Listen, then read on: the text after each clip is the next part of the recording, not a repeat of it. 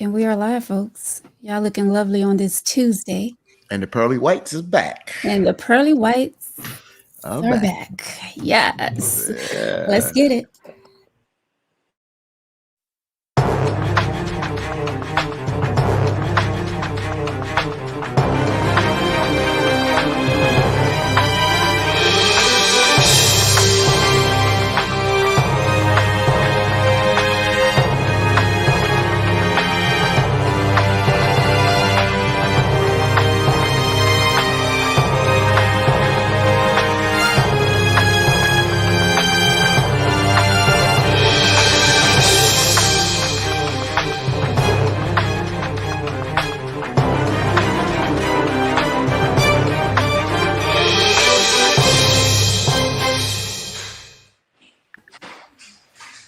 Wait, where did he go? Oh, he trying to make an entrance? Like, what's the deal with that? Oh, Victor, where did you go? What you got going on? I'm sorry. Wait. You ain't sorry. You know you. No, I had my neighbor come by and back bring again. me some fresh lettuce from her garden. I'm sorry, but go ahead. What? That lettuce? You gonna share that lettuce? I don't know. She's 8. She just started her new garden. Okay. Whoop, whoop. We all need to be getting a garden going the way things are going around here, right? No lie. Hey. What's up, everybody? Welcome to Tangity of Life. This is where we talk about any and everything. This is where we keep it real all the time. Real life situations. We talk about it right here on the T. I'm your host, Veronica. With you tonight. Yeah, sound effects. Well, back after what? 3 weeks? 2 weeks, ain't it? Feel like a lifetime. My well, co-host. I've been growing my dreads, so I'm gonna shake them tonight. Because that barber, you had to fire that barber from the last time you went and got a haircut. Growing some dreads. All right, we hear you.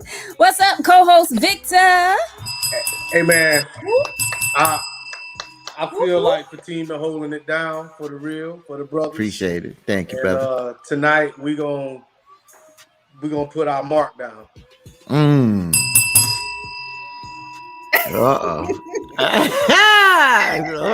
So that means somebody can't come back to claim their territory. Right. That's all. Whatever. Back with us again tonight. My boy Fatine, all the way from New York, WBLS radio station. All right, there you go. Let's do this. And my girl is back with us again tonight. My homegirl, my gym partner, Sharon. What it do? Yeah, I gotta say, she's brought some. She's held it down. Also, done a great job. Thank you, yes. I do appreciate that, Victor. You can shake your head all you want to, but you weren't here. Oh, I watch and you made some good points, but thank you. Tonight, but you know what life is? Everybody has an opinion, just like a butthole. So hey. Well, some people's buttholes are bigger than others, and some of them are. Oh. And some of them are smaller than others. So well, we. Right. And some are full of shut your mouth. Exactly. There you go. Man. Well, welcome back, Victor, to the show. Of course, we're gonna. It was a lot of hating going on from the left side, but tonight it's all about the right side. Okay then. She was cool last week because we did the black thing, and I thought, it was needed. We really needed to talk about us, and it's amazing. I took that conversation up here in New York, and Reverend Sharpton got hit with it today from some of the folks saying, we talk about police brutality, we talk about this, that, and rightfully so. But when do we talk about when can we do better? And I just thought that last week, Veronica said, you know what? Let me close the letter down and let's talk about some of the things that we could improve on as a people of color, as Black folks. So I thought it was perfect. That's right. Great. We bring it here on the T. No topics are off topic. We try not to hit political too much. I mean, That's my favorite subject. I know it is. I know it is, Victor. I know it is. Well, folks, our phone lines are open. 843-481-0533 if you would love to call in during the show and let us know your thoughts on this topic that we're getting ready to get into. That number again is 843-481-0533. The phone lines are open. And let's get into this topic and let's see how you guys feel about this. An email letter came through and it goes like this. Hello, do you feel like it's a good thing to smoke and drink with your children? I really dislike it when my fiance does that with his son. His son is 24 years old, and yes, they're both adults, but what kind of example is he setting? They get drunk or high. They get drunk and high, and things spin out of control. Like one night, they got into a heated altercation and almost came to blows. When he and his son bump heads about something, the son gets disrespectful. But as soon as they iron things out, they're back in their same old ways. I've told him many of times to stop that type of behavior with his son because it's not healthy for their relationship. How can I convince him to stop this? It really frustrates me and I can't take much more. Sign, aggravated. So this is a fiance that's fed up with her significant other, her fiance, and she wants the bond to stop as far as him smoking and drinking with his adult son, 24. Yes, he is an adult. And I don't know, I guess because my son is only 16 years old, like I can't even possibly see that happening. Even when he gets older, I know a lot of parents do feel comfortable around their children when it comes to that. They feel like, they're comfortable enough to drink and smoke around their children when they get to a certain age. I know a parent that felt like she felt in her heart that it was cool when her son turned 18 to start drinking with him at the house because she felt like she didn't want him to go out in the street and do it out there. So she wanted him to start at home and drinking with her. So I mean, I don't know how I feel about that. I mean, I can only speak for myself. Like I can't see that happening when it comes to, drinking and, well, I don't smoke, but drinking with my son when he gets older. Like I don't want that. Victor, how do you feel? I want to dive deep into the letter, so I'm gonna say this. I don't know if I'll drink and smoke with my daughters, but I don't smoke. But my son, I probably, will. All I want to do is I want to address why do so many step parents have an issue with the other parents and the biological child's relationship. But all I want to say is yes, I probably would drink with my son, but not with my daughters. But there's a bigger issue to that letter with me, so I'm gonna pass it to Fatim and Shay. All right. You want me to go, Shay, or you want to jump in? Go ahead. Okay. So first of all, this is interesting conversation. I don't drink much and smoke. I remember the first time I got drunk, I was in college, and when I came home, I mentioned it to my moms and pops, and they kind of laughed. And my father, when I was at the age of 17, he told my friends who drank outside, and I'm in New York, so outside, he felt that that's not a good look for young men. But he also believed that we are getting at the age, we were young adults, and you can tell us what to do, but when you get to that age, young men and folks are going to do some of these things as you may think or you may agree or disagree with.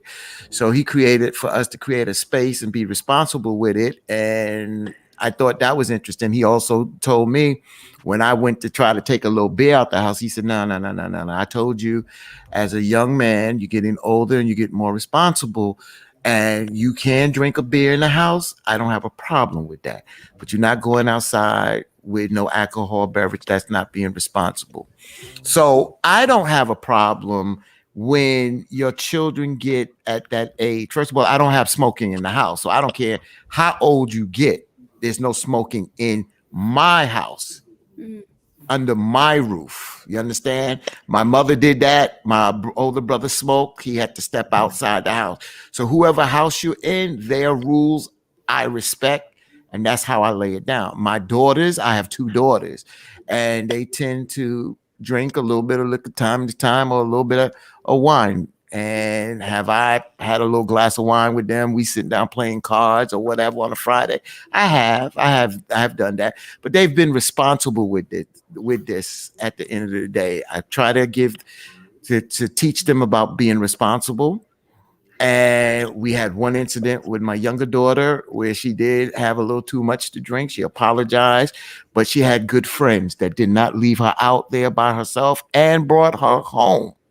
And stayed with her. And I just thought that was the responsible thing. And then we had that conversation. But I don't. Let me just get into the letter. I think that she said that, just real quick, what can she do to get through to her fiance? You know what it's going to take? For an example, if something is going to happen bad, if they do come to blows or whatever, God forbid, you don't want that to happen, but that's how a hard head is going to learn. Well, Sharon. Well, my take on it is it's different strokes for different folks. And although, I'm sorry, Victor, I feel like men do treat their sons different than the females. Got I agree with that. I a lot of males will drink more with their sons than their daughters. Right. I'm not gonna say I don't see a problem with it, because like you said, Fatine, we can play cards, we can have wine. My daughters are 24 and 26. I can have a glass of wine or a drink, a shot with my kids, because I have. Those are my girls. We don't get but drunk, and we haven't came to any blows or any ill feelings or words. You just got to know your limit. And just like that father and that son that go out and drink and smoke together, that's a bad combination. Drinking and smoking. If they smoking the green, that's the bad combination, because some people can't handle it. Some people get drunk, and like she said, they get upset. They might come to blows. If you have to have a limit. You have to have a limit. If you're going to take a drink and y'all going to hang, fine. But when it gets to where you're belligerent and you're falling out and it's dangerous, then, you need to change. And Victor's shaking his head, but there are sons and fathers that have killed each other out there drinking and smoking. So, but like I said, if they don't want to change, that's on them. But you have to have a limit. I'm not going to be drunk with my girls. I'm not, but I'll have a drink with them. Yeah. There are limits. I'm with you on that. There are limits. Like my sister, she don't want to see her adult daughter drinking around her. And my niece is 20? We're talking about a father and his son. There is it's not the same with a mother and her son. I mean, and it's not the same with the mother and their daughters. I'm pretty sure the mother and the daughter can go out, have a few drinks, but we all know the party animal, the biggest drinker usually in the family usually is a male. So you're just showing your son how to have a good time. There's more to life. There's a lot of life lessons when you're drinking with your son. If you are a successful man, and I take my son to a bar and I get, excuse my French, really, really, really, really, drunk or whatever, and I still can show him I can still hold down the house. I can still pay the bills. I can still do whatever it is I need to do and be successful and just let my hair down every now and then.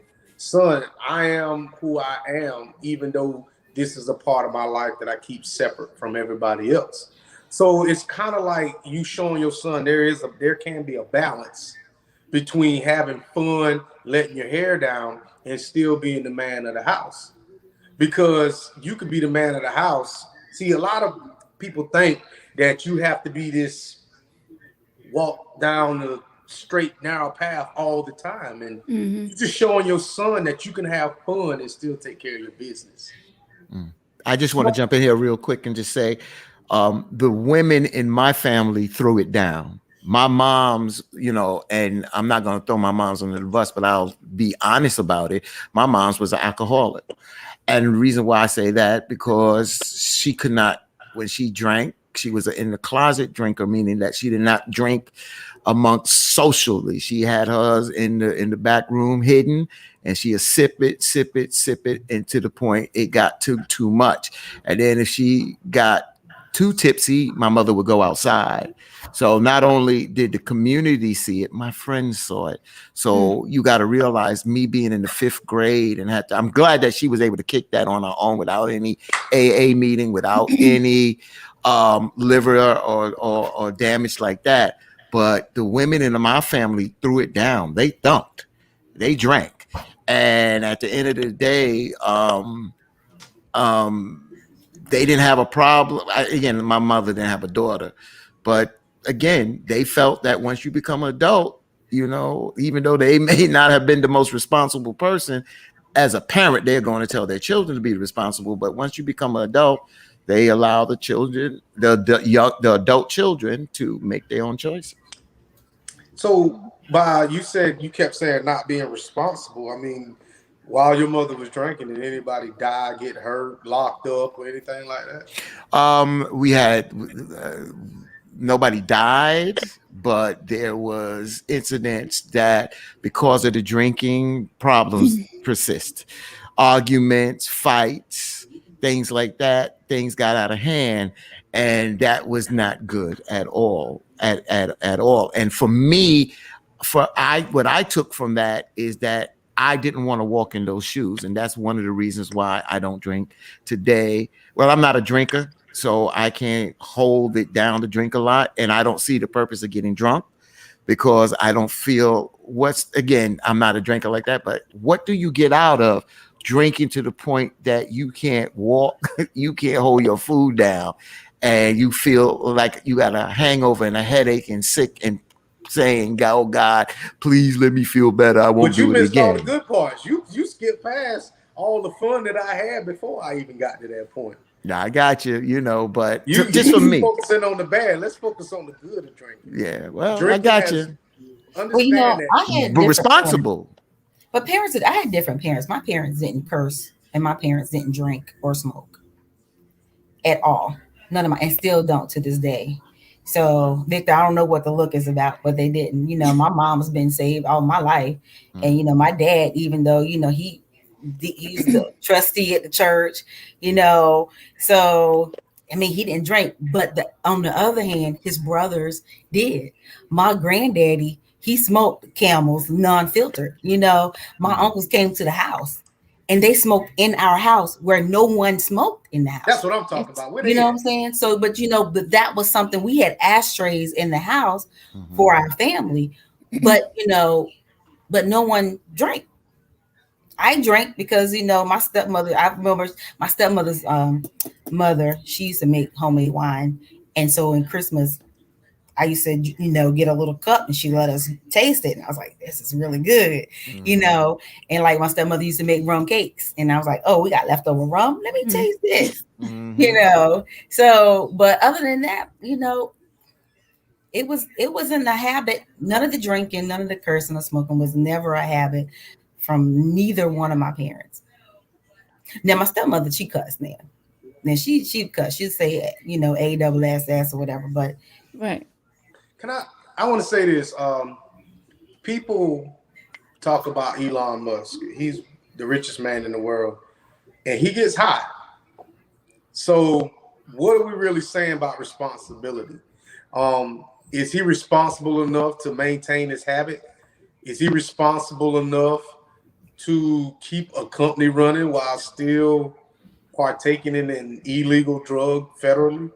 I mean, when we talk about responsibility, just let's make sure that we are saying if you are able to still maintain your lifestyle and do drugs or alcohol or curse, what is the real issue here? Well, and you hear that from a lot of people that drink. I'm talking about the ones that drink on a daily basis. Like you hear them saying, I'm not an alcoholic because I get up and I go to work. I don't go to meetings. I don't go to Those are called functional alcoholics. Remember, there's functional alcoholics. Right. Functional, But they still are alcoholics, meaning that they can't control the liquor controls them. That's what responsibility means. Being able to be responsible, what Victor says on one hand, being able to function, but function to the point that the alcohol and the drugs do not control you. And I got to be careful when we use the word drugs. I don't want to sit up here and talk about drugs from the perspective it is illegal drugs. But since we're talking about smoking, and she didn't mention smoking what, but we know that marijuana now is becoming a drug. I mean, it's to the point it's more of an herb. It's now to the point that it's going to be legal. It's almost legal almost across this country. I heard what Victor said about federal.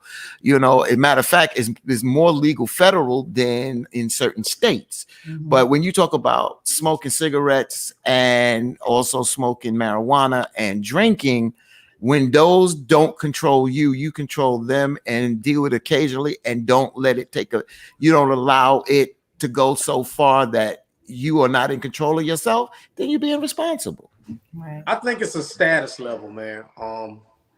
If I can get really, really, really drunk in my house, fall out, pass out, or whatever, and then this guy goes out there in the bar and gets drunk and passes out in the bar, what's the difference? I mean, just one place I was at home and one place he was out in public. I mean, we both. That's not responsible. And I think I'll be honest with you, Victor. You have a right to do anything in your house from the perspective of not hurting anyone.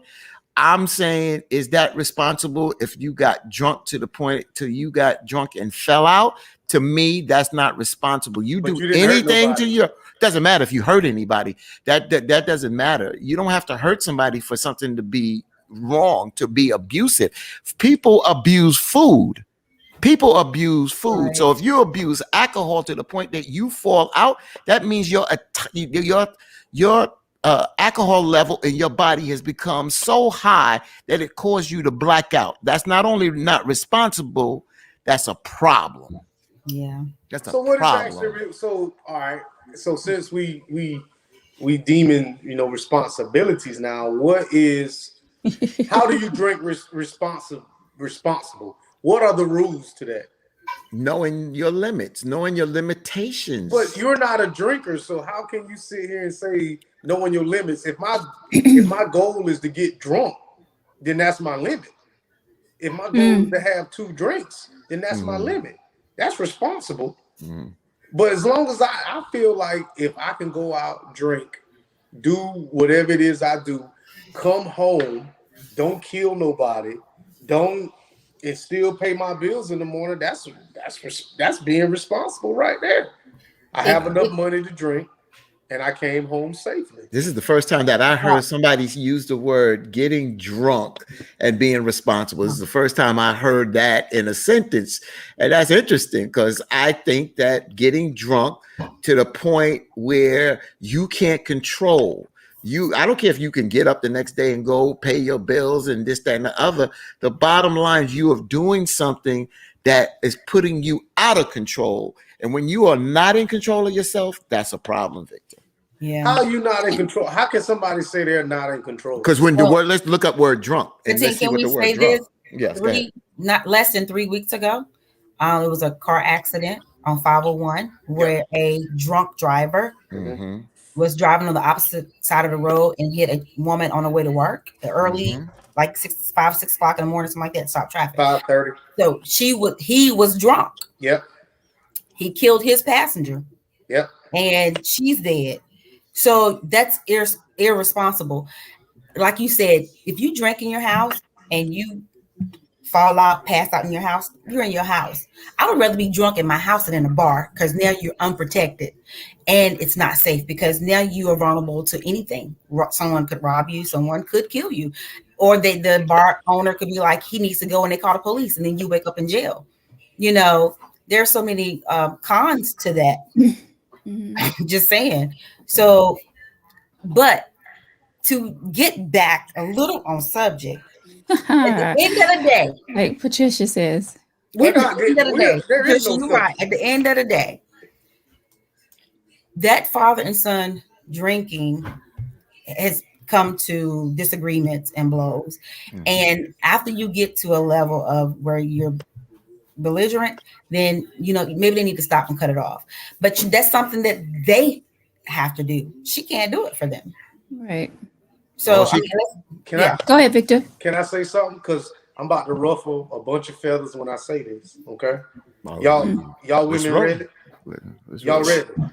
We stay ready. Since y'all talking about responsibilities, going to a man's house at 2:00 in the morning, ringing his doorbell, coming over there, is not responsible if you are not wanting to have sex. Walking down a dark alley is not responsible. Going out by yourself is not responsible. Not locking your doors at night with your pocketbook in the car is not responsible. So let's really talk about responsibilities. Because I feel like if you're not hurting anybody, you're being responsible. No. But if we go into the aspect of how y'all talking about drinking and responsibilities, then you need to start blaming the victims. But Victor, that's like rolling the dice. That's like rolling the dice. You might not hurt anybody that night, but what if and when you do? But it's too late. If was a fifth, we'd all be drunk. We can what if all night long. But all I'm saying is, if a person goes out and they drink with their son or whatever, and they get drunk and they come home, what's the big deal? But the deal with, since we were talking about the letter, the stepmom. Okay, I don't have a problem. Anybody that has concern about a loved one or concern about someone that they care about can raise the issue. So I don't care if it's the stepmother, the mother, or whoever. The issue she is saying is that they drink to the point that they get drunk, and then they say things, and it almost comes to blows. I guess if they got drunk and they had a good time and came home and there was a responsible driver out there, a designated driver, I don't know if this woman would have a problem. And if she's watching, Veronica, let her comment and let us know that I think her issue is that they drink to the point that they get drunk, and then they get belligerent with each other, and that's the problem. Right. But the father and the son doesn't have the problem. She's got the problem. Well, they do have a problem if they're about to come to blows. First of all, if your son is about to come to blows to you, ain't that disrespectful? So you want to drink with your son, but then you want to fight with him too? Yeah, that's crazy. That's just not, that ain't right. My child. My brother do that. I don't want to fight any of my kids. Because they do it all the time don't mean it's right. And that's right. And see, that's the problem. Now we always talk about about right and wrong. It starts in the house. And if we acting the fool in the house, then I can see why we act the fool out in the public. Because we can't even get our house to right. Now, because what's right in your house and what's right in her house might not be right in mine. If you about to come to blows and fight, that's wrong anyway. That's not wrong. It's not wrong. How's that wrong? How's fighting wrong? How's fighting wrong? Because somebody can get hurt, bro. We're at war right now. Victor, you already know fighting is wrong. Let's hold up. So wait a minute. So because there's no fighting. If we're fighting physically, not even just the talk, but if we were physically fighting, so you would think that's okay, and we would be friends tomorrow. So if I fought you, if me and you got into a fight, that'd be wrong, right? But if your brother or daddy or cousin fought me, would he be right? Depends on what you did. Yeah, right. You know, no, fighting is wrong. Fighting is wrong. That's not what we're saying. It depends on if you deserve that them fight. Drinking, and then drinking so much that they come to blows. That's how a family is separated. They are men. They are men. That's not an I don't mean, what does that mean? Right. Roy, what does that mean? Because Oh my two God. men, if me and Victor get in the backyard and we and we playful get into, we fighting one another, we pretty much know our boundaries, meaning that I'm not trying to hurt him, he's not trying to hurt me. We just out. But me and Victor get drunk to the point, and then it's done come to we arguing and cursing at each other and almost coming to blows. That ain't cool. That ain't cool, Vic. Bro, that's his son. If you could ask any father who has raised, your son is going to test you. It's just going to happen. It's going to happen. It is going to happen. And that don't mean it's right. And if that father knocks that child on that, my grandfather knocked his adult son on his ass, just like he knocked the horse out. But he knocked his adult son on his ass. You know why? Because he was disrespectful. And the father said, I don't care if you get grown, you don't disrespect me because I'm your father. You understand what I'm saying? So at the end of the day, when you drinking and you don't have your faculties together here, then other things can lead to other things, Victor, and that's not right. We're just not going to agree on this. Oh, well, we could well, that's what we have this show for, so folks, we can hear from them. We can hear from them, but most of our audience is females. So they're going to sit here and say, yeah, a man shouldn't be drinking with his son. But I didn't say that. I'm a man, and I agree. But I think, hey, I drink with my daughters, not to the point we get drunk, but a shot here or a little bit of this. I don't have a problem. That's not the dynamics of this conversation. We're talking about a father and his son. Right. There's a big difference. I can't say what I'll never do because my daughters are 13 and 10. Right. But I do not feel like me and my daughters will ever hang out at a bar. I don't see that in the future. But something may happen. I do see me and my son. Huh? I didn't mean to cut you off. No, but I do see what Victor is saying though. Is totally different. And that society mindset is totally different when it comes to a female and her son or a female and her daughter. Well, we're going to stick with son because you look at things different when you're talking about a man and his son, a father and his son. Like it's a big difference. Yeah, it's a big difference. Like I can see a father and a son sitting at a bar drinking together. But when it comes to a mother and a son, that ain't happening. Because he on 100% go mode. Any man come to talk to his mama, he on go. Yeah. He ain't trying to see none of that. But my mother's son, grown and raised in the South, right there in Florence and Pamplico. When he was adult, he came in the house and he got tipsy. He drank in front of my mother. He drank in front of our mother, and he got tipsy. He was in the house, and everything cool. He went to bed. I got drunk in the house with me and my two cousins, and my mother was in the bedroom, and my mother had to put us all three in the bed. At the end of the day. But she wasn't sitting there drinking with you. No, she wasn't sitting there drinking. That's what we're talking us. about. That's what we talk about. Going to a bar, a father and a son. I can see that happening. One of my last good memories, and I talked about this before, was taking my daddy out to a bar. You know what I'm saying? And we was just together before he passed away. And that was just, something that we did that I had to be established first before my father would even take that plunge with me. And that was one of the greatest memories I can have with him, is that me and my pops sitting down at a bar, not really sharing a beer, but we just sitting out there shooting the shit, drinking. Right. You know I've seen in the South, for a juke joint in the South. And I've seen females with their moms in the same place. Yep. And the daughter comes by and she nursing a cup. And her moms know that she's an adult. She know that ain't just plain orange juice. Yep. And and they drinking in the same vicinity. Now, if the daughter sat down with her, the moms are not gonna say anything at the end of the day. But what the mother may say, and the daughter may say, if either one of them get drunk, The other one is say, come on, ma. Oh, come on. You could be responsible to the point of you got to get drunk to the point I got to put you in the car and carry you home. That's crazy. Ask Voodoo about that. Voodoo, I finally met Voodoo Child a couple weeks ago, but ask Voodoo Child about that. You'll see mama and daughter in the bars get bust up together. Yeah, right. But I've never seen mother and son together.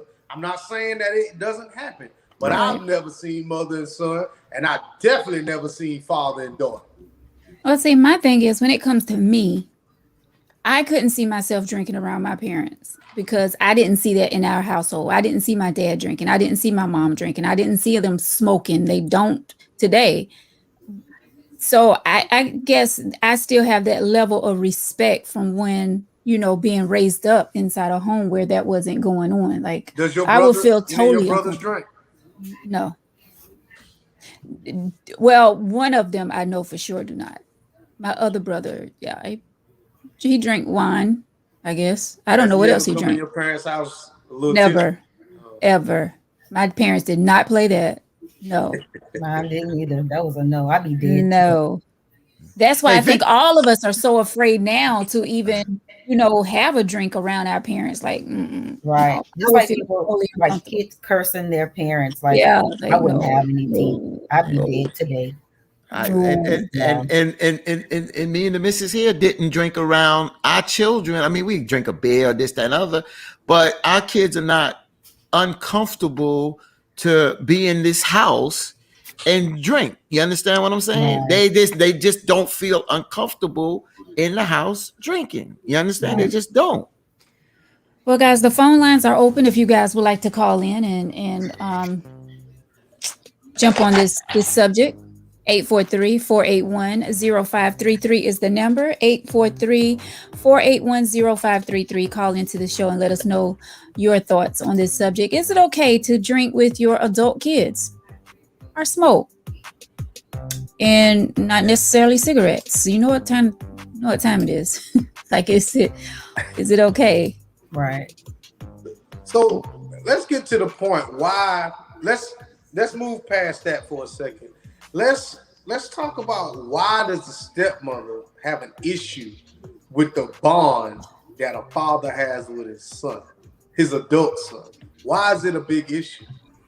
I think it would be okay if it wasn't fighting involved. I'm sorry, Veronica. Yeah. No, you're good. I'm right with you. I don't see, and Victor has a problem with this step, and he already said that he has a problem with the step in this word bond.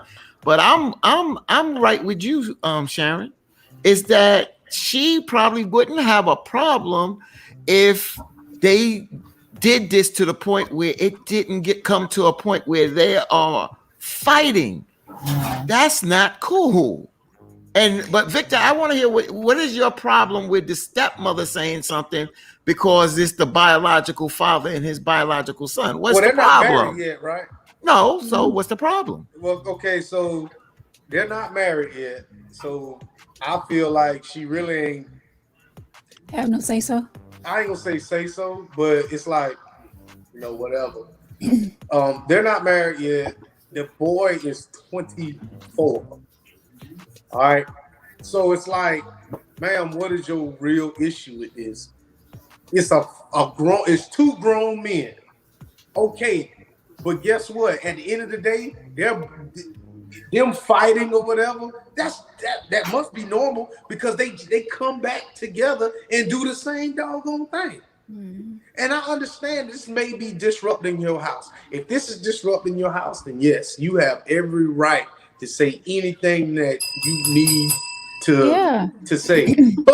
But if these two, that's how they are, you knew this before you got with that man.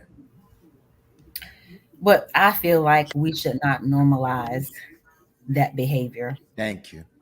And saying that, hey, it's a grown man and his father and his son, they can fight if they want to. They can. You're right, they can. But one thing I will not do is normalize it.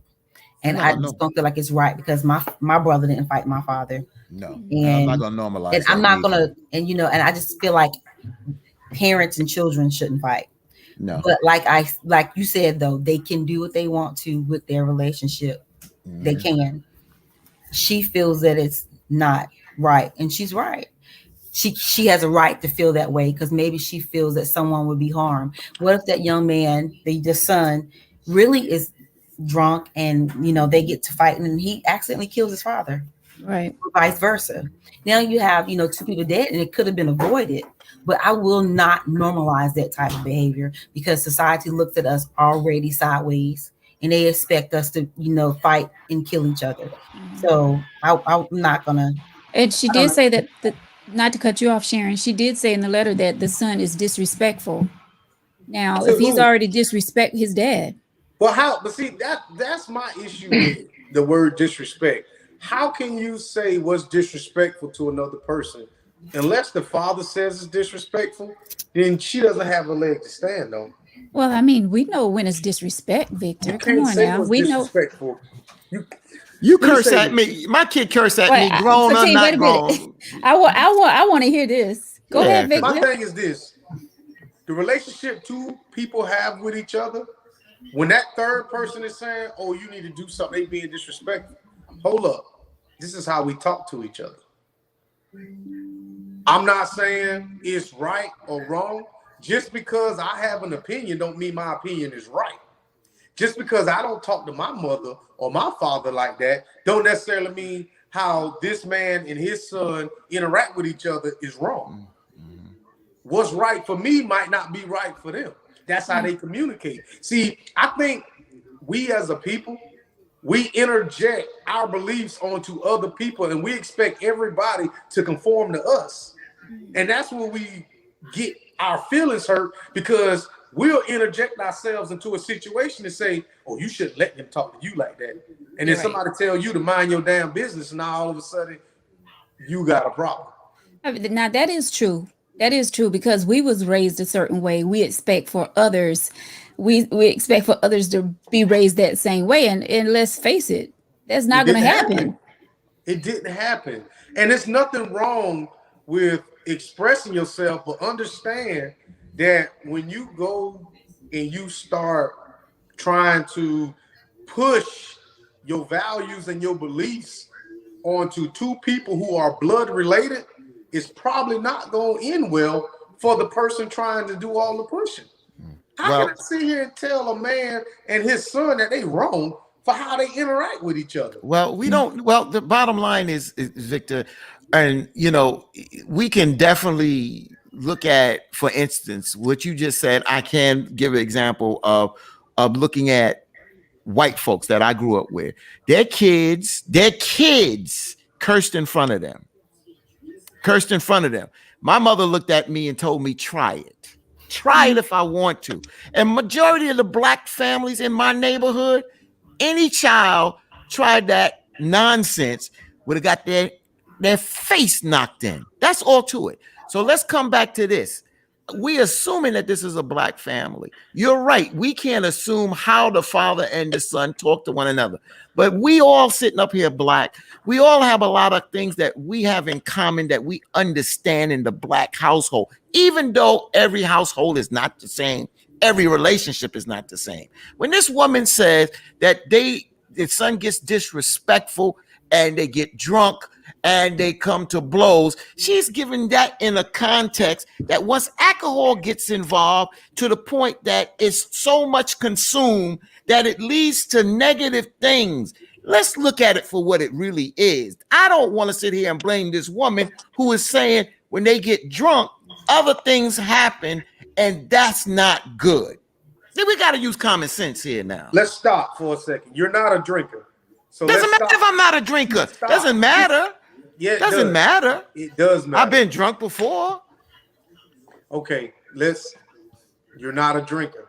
Understand that when people go to bars and people go to these hole in the walls, they'll drink, cuss, talk shit to each other, throw the middle finger up, talk about all this, and guess what they do next Friday?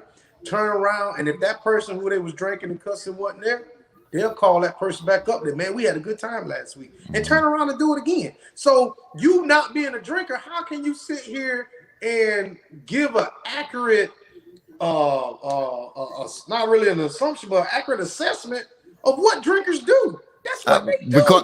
Because I've been around enough people to see that when they have consumed alcohol, you can shake your head all you want, but common sense is right, and they teach you that. It is common sense, Victor. If you drink to the point in a stupor, and a father and a son almost come to blows, something is wrong with that, bro, and it's not right. I don't give a damn if they do it every damn week. It's not right. I don't give a damn what you do every week. If they do it every week, then it's normal. It's normal. It's a normal behavior that they have done. Don't mean it's right. We're not talking about right and wrong. We're talking about normal. It's normal. You're saying it's not right. Okay. Fatim says it's not right. But Fatim's opinion does not matter in this situation. This situation is between the father and the son. That's it. Our opinions really don't matter. We're just discussing that's true. It's true. We know that. Don't matter. But we the father and the son gets to the point where then if you get too drunk, then you don't see no reason. You're not seeing eye to eye. They don't have, it's not reasonable. They're not being reasonable. They don't see the reason because they're drunk. Now anything goes. But if you have a cutoff limit, it won't get to those blows. I'm not saying they can't drink together, but I really don't think they should fight because it could end in something tragic. Yeah. Why does everybody want to take but guess what? Extreme? But if that's the crap they want to do, and then go ahead and kill each other and then get it on over. Why does people think? Because I don't know. Evidently that's what you're promoting. Because you seem like Victor and I mean, me and Victor cool, but sometimes we disagree and we go hard when we disagree. At the end of the day, you a drinker, bro. So at the end of the day, you're gonna defend that BS. I'm calling it what it is. It's BS. When you drink to the point that you get drunk and you drink so much alcohol to the point that your alcohol level is too high to the point that you pass out, that's crazy. Preach. That's crazy, man. And you are a drinker, you get drunk and you want to act like a fool, then you want to normalize that. I understand that, bro. But that ain't in the comment. That's not right and wrong, bro. Don't say common. Don't say common. Because you said you have children too, right? Yeah. So you take disrespect from your kids, so your daughters can come in and say, "What's up, Pop? Shut the hell up." Excuse me. I'm sorry, but I mean, what if they say, "Hey, shut the hell up"? Wait a minute. Who you talking to? I'm not listening to you. Let's back up for a second. All right. I'm going to my room. Give me my phone. Oh my God, I'm not turning the TV off. Okay, let's back up for a second. Let's rewind it. Now we backing up now. Okay. I just said disrespect. See, you took it to a point that somebody's getting their head knocked off. Disrespect starts way before that. Okay, so understand when it comes to disrespect don't necessarily have to be give me my phone. Let's not take it there. Disrespect can be a look after order was given. Disrespect is how you walk, how you talk. But some people, like he said, he knew white kids that cursed at their parents and they felt like that wasn't disrespectful. Now, what I may tolerate, Veronica may not tolerate, and vice versa. So let's not go that extreme when we're talking about, give me my phone back and all that other stuff. Okay, there's a little bit more to it than that. Sounds like disrespect, no matter what age it is. What I'm just asking, right? Because you're gonna validate it, but I'm not gonna validate it. But I'm gonna say this: what I may tolerate out of my daughters, I'm not gonna tolerate out of my son. My daughters is gonna get away with a lot more with me than my son will. What I may consider disrespectful for my son, my daughters might be like, it is what it is. But the Bible says, spare the rod, spoil the child, and he didn't say female. He didn't say whether it was towards a female or male. He said child. But see, that verse you just said doesn't apply in my house. Oh, okay. It doesn't apply here. It doesn't apply. It don't. But this is all that I'm saying. Disrespect is only in when and that's the problem that I have. People want to say, "Oh, they being disrespectful," but and I'm gonna say this, and I hope I ruffle a lot of feathers. Black people are too effing hard on children. Y'all think that these are some damn little adults, and they're not. They're kids. If your child's sleeping in church or whatever, y'all ready to cut ass. If they bring a bad grade home, you ready to cut ass.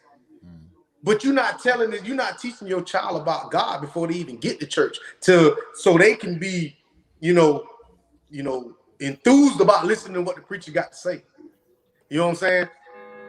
Y'all not helping the kid at school doing this and doing that. All you want to do is cut the child ass if they bring a bad grade home. So we are too hard on children as a race. But you don't think society is too hard on Black people as a race? So you don't think it's a separation? Hell, society's gonna be hard. Hell, we so hard on each other. We too hard on each other. Of course, like you said, not everyone, not every Black and brown person. Because sometimes we have to be twice as hard is better. We already see that the isms that Black women have to go through when it comes down to business. We see what Black men have to do. So sometimes we have to just be twice as better than others to make it in this damn world. It's not cool, but systemic racism is real, and it's something that we have to fight every damn day out here. Amen. Now, Victor, let's go back to what you said about we as a race is too hard on our children. We are. Is that why we're seeing so much gun violence in our neighborhoods now? And it's not that we're not being hard enough. I don't think it's that. I think when we start talking, I was talking about on a respect level. We are so hard on our kids is that when I have seen 2-year-olds are going to a house and somebody have little trinkets and stuff out, and the 2-year-old goes over there and grabs it and breaks it, and then now you want to cut that child ass. And it's like, for what? They're 2. And some people say, well, I'm not going to change my house around for no baby. They're going to learn to respect my stuff. They're 2. They're 2 years old. And I see stuff like that. We beat our kids, Black people, because I don't do that. Black people beat their kids for nothing, man. For nothing. And now these kids grow up with attitudes and think that if somebody love you, they're going to beat you. And that's why a lot of women stay in abusive relationships, is because they was taught that I love you. I'm doing this because I love you. And then they cut their ass. And that is wrong, man. That is just wrong. If I can't talk to you with like somebody and show you the right way, then I failed as a person. And I need to go back to the drawing board. Now, that's just my house. Let me just say this to Victor on this one. I do think that at the end of the day, we do hang on to traditions that we deem were correct because our parents and our grandparents did them, but our parents and grandparents may have been not right. And it might have been the example that was given to them at that particular time. So I do agree with Victor from the perspective that at the end of the day, some parents don't teach. Some parents don't know how to be parents because you are an adult and you can go out there. Again, you can be 25, 35, or you could be 15 and still make a baby. But if you don't know how to reason and how to teach and how to and train your child properly, I have to agree with Victor. At the end of the day, a lot of us don't parent. We copy parenting instead of parenting and doing it the proper way.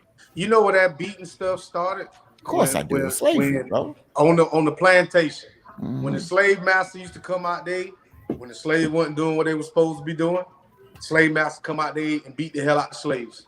Okay, you take your frustration out on your baby because your baby ain't doing what you want him to do. That's where that shit, I believe that's where it started at. And that is not something that needs to be continued on. That's a good conversation. That's a good conversation for another conversation. But so we could really get into it. I think I think me personally, I think that's a big problem today though. Because we used to get our tail tore up back in the day. But it don't mean it right, but don't mean it's right. Yeah, it doesn't mean it's right, but yeah, it worked. You can see the difference between our generation and this generation. Yes, it worked. And I feel like a lot of that, it doesn't go on these days. Like a lot of people got away from spanking their child. You know, then it came put you in timeout and all that crap instead of getting a good tail cut, you know? I mean, it worked for me and my siblings. I know that much. It worked for me. And I spanked my daughters too, but I didn't, like I told you, I didn't spank my children. My daughter just walked in and she'll tell you, I didn't take my open hand and spank them at the end of the day. And I used it for a purpose. I'm a man and I should not be beating. See, that's what Victor used that word beating. How does that deal? You know, I could ask my own daughter here. Yeah, we're not talking about fighting. Yeah, I'm just saying when you're disciplining your child, out of control. Remember, a lot of people, what Victor said is key word. You did say, Victor, that we take our frustration out on our child. When a child does something, sometimes we get so upset at them that we are disciplined. No, not disciplined. We're beating them because we're frustrated that they did something that they shouldn't have done. But we, at the end of the day, sometimes we need to look ourselves in the mirror and see why that child did that. And maybe we are the fault to that. So I have to say, when it comes to parenting, it's a job that it comes to, man. I mean,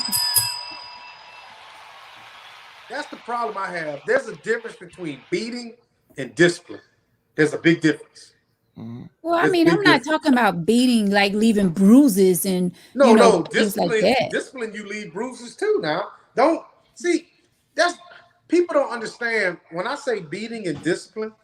Beating is I beat you. Discipline is you know why, and you understand why I did what I did. That to me, that's discipline. When I discipline my kids, I don't physically discipline my kids, but I don't feel like I have to now. 2021, who knows? I may start cutting tail, next week. I don't know, but just so far, I've only had to do it twice. You know what I'm saying? But I don't knock anybody that do it because some kids deserve it. Extra love. Yeah. You know what I'm saying? But as long as my issue is as long as they understand why. Yeah, I mean, we always understood why we got our. That's it. But see, my thing is, mama just broke up with a boyfriend.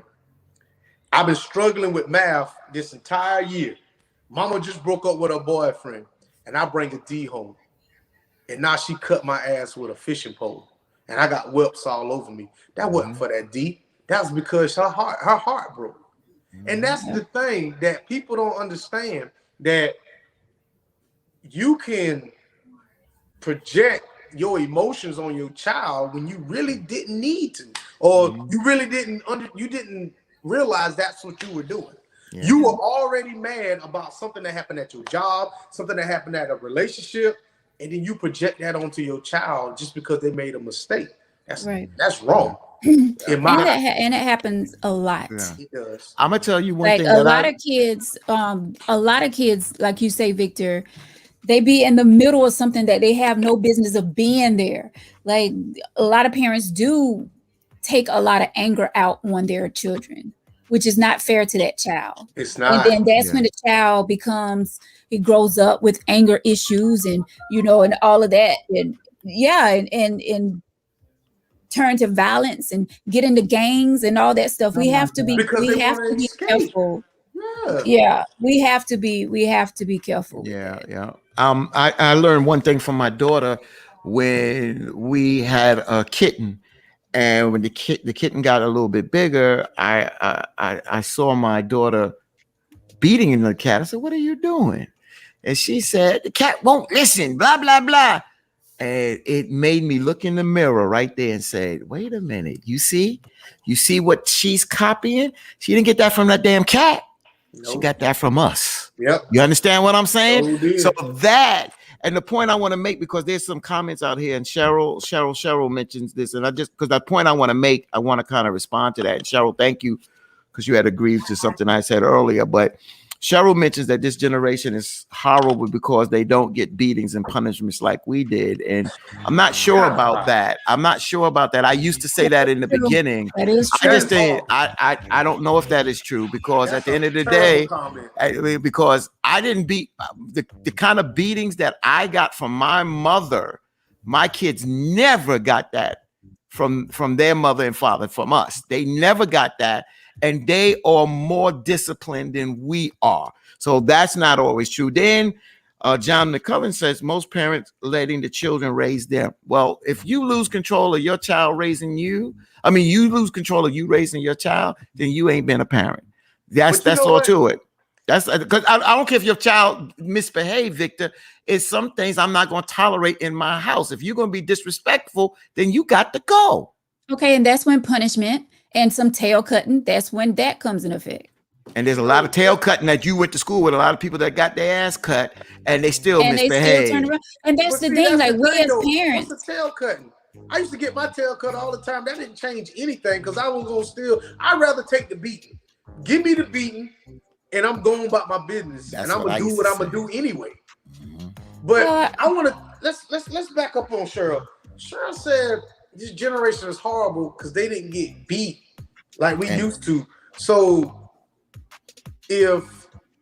let's back up to the 1700s, and the slave owners is calling us lazy because we only working 40 hours a week. Yeah, but if they boss was beating them like master used to beat us, come on, man. That's the problem. Black people think if you hit something, it's gonna fall in line. That's a damn problem. That's right. That's a damn problem, man. That is a big That problem. Don't solve everything, no. No, it's discipline. There's a big difference between discipline and beating. That's good. Yes, a ass whooping can be part of discipline, but that shouldn't be your first line of defense. Not all the time. As you mess up, I'm cutting ass. Come on, man. Yep. And then Brenda writes, whatever and however you discipline a child has to be consistent. I think consistency is growth. Meaning that if you do discipline your child with a punishment, or if you discipline your child with a spanking, that when my children got 15 and 16, they didn't have to get no spankings anymore. That discipline became a different form, and it became conversation and right from wrong. And a lot of times I was able to point out to them what they did wrong, that they realized what they did wrong and said they would do better. So discipline, and you have to be consistent, but it doesn't have to be consistent in the same way of disciplining. Your child is getting older. It's becoming a young adult. If you feel like you got to spank your child at 18, then something you didn't do right as a parent. Shay?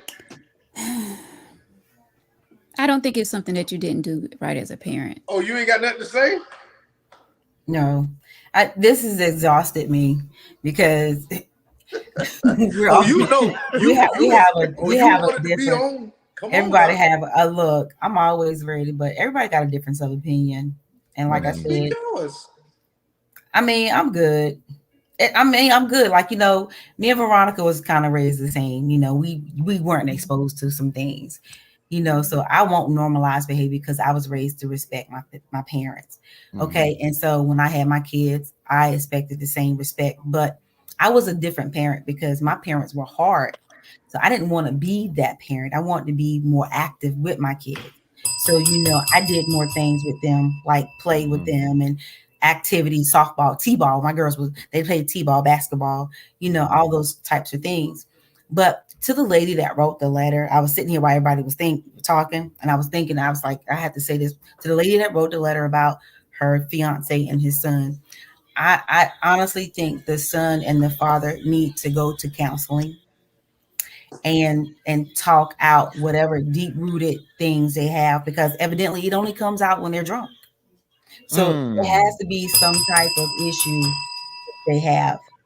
But there's nothing wrong with talking. I see Victor saying, no. See, but there's nothing wrong with talking. I agree with you. If they can get drunk and talk, like you just said, then they can go to counseling sober and talk. So you wait a minute, y'all. Apparently, y'all two have never been drunk because I told you I was drunk before, more than once. Okay, one time. Okay, more than once. I said. Okay, 4. You've been drunk 5 times. Listen, one thing I will say, and everybody knows, a drunk tongue, was it drunk mind is a sober tongue or some shit like that. Anyway, when I drink, there is no holding back. The father and son is getting everything they want to off their chest, especially when they drink it. It ain't no holding back. But that's what she's trying. But that's what she's trying to say. That if it comes to drinking and them not holding back under the influence of alcohol, then why not? There may be some deep-rooted issues.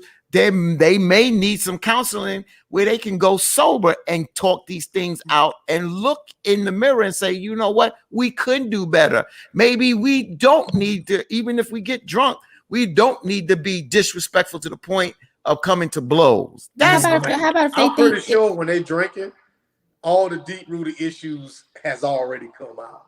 Right. There is no deep-rooted issues when they drink, and there you go. A drunk tongue speaks a sober mind. That's what I was trying to say. But do they remember what they are? I'm pretty sure they remember. Oh. Because she just said they'll drink, they'll fight, and then a couple days later, they'll call and talk, and they back doing the same thing again. So whatever it is, that father and son, that is normal behavior for them. And I don't make want it that right. kind of relationship with my son. But how can I sit here and say that they are wrong if they continuously hanging with each other? Well, it's a good time where if it bothers her that way, it's a good time. They're not married yet. She can jump ship. Thank you. Keep moving. Shay, I wanted to say that, but I wanted a woman to say that first. Ma'am, if you don't like it, leave. I mean, I'm a big fan of that. I agree with Shay and Victor on that. This is definitely the time because there's no commitment. Yes. Like there's no ring on the finger. Go ahead, get out. Don't even waste your time. That alcohol ain't gonna lead to a damn good thing. Listen, because I'll tell anybody, like if you see signs now before you say I do, peace. Please. Deuces. Right. Don't. Leave. What they say when somebody show you who they are, believe it. Hey, yeah. If you don't Shay, like I love that. Shay, thank you. I love it. Yeah. I wanted to say that 30 minutes ago, but I'm glad you said it before I did. Yeah, I agree with all. I think we all on the same page on that one. Yeah, we all. Just leave. Yeah, get on out of there. Hey, them niggas gonna fight anyway. Excuse my French, but they gonna fight anyway. Right. Bam, and leave.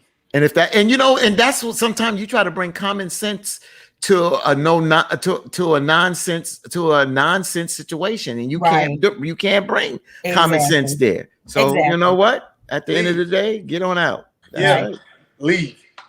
I'm all about that. Just leave. Mm-hmm. And it's not that. I say it all the time. It's not that simple, but yeah, I mean. Oh, it's that simple. It's very that simple. You ain't married. There's no legal. There's no legal. I mean, but come on, guys. There's a thing called LOVE. And if she's in love with this guy, she's just not going to just up and leave just because. I mean, if she got to get to a point where she's going to be like, okay, I'm done. But you know what? Right now, Veronica, she is sacrificing her sanity for those two fools out there. Yeah. Leave. Ma'am, do not negotiate. What did you call them? What did you just call them? Leave. Why did you call them two fools? Because that's what they are. Oh, okay. This is what I said. Fatine, I never said. All I'm saying is I can't sit here and judge them by the relationship that they have. I understand. I didn't say that they were right. All I'm saying was that was just the relationship that they had. God understand. I didn't agree with what they were doing, but I'm just looking at it like. But it sounded like when you talked about being drunk and this, that, and the other, it sounded like you was defending their behavior. But I hear what you're saying now, and it makes sense now. It just ties into the bottom line. And the bottom line, we got to the bottom line. All of us got to the bottom line. Yeah, I mean, I look, you know, when these letters come out, you know, I try to look at it really objectively as far as, you know, I try not to give my personal opinion, but just looking at it, it's like, okay, you know, I wouldn't have that. Well, I would never be with no man, but if I was with a woman and her daughter was fighting, you know, I'm not gonna be around that. I'm like, hey man, either y'all got to leave or I'm going. Yeah. I'm not dealing with that. But she continuously stays, so that's ma'am. At the end of the day, leave. Well, Veronica, just like Tina Turner said, what love got to do with it? There you go. Thank you. Well, what love got to do? I think we took care of that one. Love has a lot to do All with right. it. Sounds good to me. Yeah, well, I think we good on this one now. We don't got to expand this one no more, because you know. Great job, team. Yeah, that's it. That's it. I think once we on that same page, let's stay in that same page. Same page. Good job. Same page. Oh, let's go back to some of these comments. Yeah. Let's see. This generation is horrible. We talked about that. So drinking and smoking with them is not teaching. So drinking and smoking with them is not teaching them. Teaching them what, Miss Patricia? Teaching them what?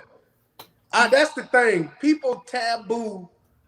They want to say, okay, drinking is bad, smoking is bad. Yes, it's bad for your body. But some people are functioning drug addicts and some people are functioning alcoholics. And if you're not hurting anybody, man, who cares? Yeah. But what I want to just say, and it's kind of in the same sense, is not the same way Victor's saying it. But again, if the parents are drinking and smokers and these kids are adults, the parents are not going to say anything. And I still don't see any problem as adults making those decisions. Once you become an adult, again, if you're not, again, where you come into the point, Victor, if you in your house, you ain't bothering nobody and you drinking and you smoking, more power to it. I mean, but we as parents, even though our kids are adults, we still feel like we have I'm in my 40s and my parents still say stuff to me that I'm in my own home that they shouldn't be saying to me. You know what I'm saying? Well, see, my mother and father, my mother respected me. Hey, maybe it's different when it comes to boys, but I'm telling you, everybody's just different. It ain't. Yeah, it's different. It's not ain't my mother. Mine don't come in mine crossway because I give them all the respect when I go in that house. I don't go. Don't come in my So you're not gonna come in here talking outside. But my parents are not like that. So no. My parents. My mother was she was straight up Southern woman from Darlington, Florence, and didn't play and would be able to hold her own. But at the end of the day, now my aunt, she'll come in your house and say something. But my mom's, at the end of the day, she said, look, I raised you, you know right from wrong. You go ahead and make that right decision. And that's the way I look at how life is supposed to be. Aunts are a little different. Aunts are a little different. They talk a little bit outside of their neck a little bit. There you go. They're like auntie sisters a little bit. My aunt will tell you a minute what's what. My cousin know that. But I'm just saying my mom's, because when I was having problems in my first marriage, when my moms came over, my mom stopped me dead there. And she said, look, I ain't getting in the middle of your business. Either you stick in there or you leave. And I look back at her and all the crap that you and dad went through. She said, that was me and your dad. We were grown and we were dealing with grown folks. Now you grown. Now you got to deal with your grown folk situation. Well, and I respected that. My parents are still stuck in their time when it comes to I have to tell them a lot. Like, listen, I'm 44. Hello. Let me make my own decisions. Is that because of you a little bit, Veronica? What do you mean? Because I am the baby, but because the reason why I asked that, and I'm not never gonna be disrespectful to the parents, but I think that sometimes we as adults don't put our foot down with our parents and let certain things they shouldn't be saying to us. Yeah. And sometimes we just scared that we're gonna say something to hurt their feelings. And you don't have to be harsh or disrespectful. Just say, look, like you just said, I'm 44. that shouldn't come out. Your parents again come in your household and go in your cabinets and say this ain't good and that ain't good. Right. No, ma, you can't come in here doing that. Well, to me, that's a little. I mean, yeah. I mean, there's a nice way of saying it, and I do have to go to that point sometimes. But I have so much respect for my parents that I don't know. And they know that, and that's why they do that. Yeah, yeah, and that's not right. Yeah, because their parents did their parents do that for them. What's right for us might not be right for somebody else. Well, if Veronica tolerates, but that's why I asked Veronica. It ain't right. But that's why I asked Veronica. Is it part? That's why I asked her the question. Is it part her fault, or does she allow her parents or give them that rope to do that where she know honestly they shouldn't? That's where she comes in to answer that. Well, how can you say what they shouldn't do? I asked Veronica. My parents not gonna come in my house but and that's tell your me house. This is my house. That's what I'm saying. But that's your situation.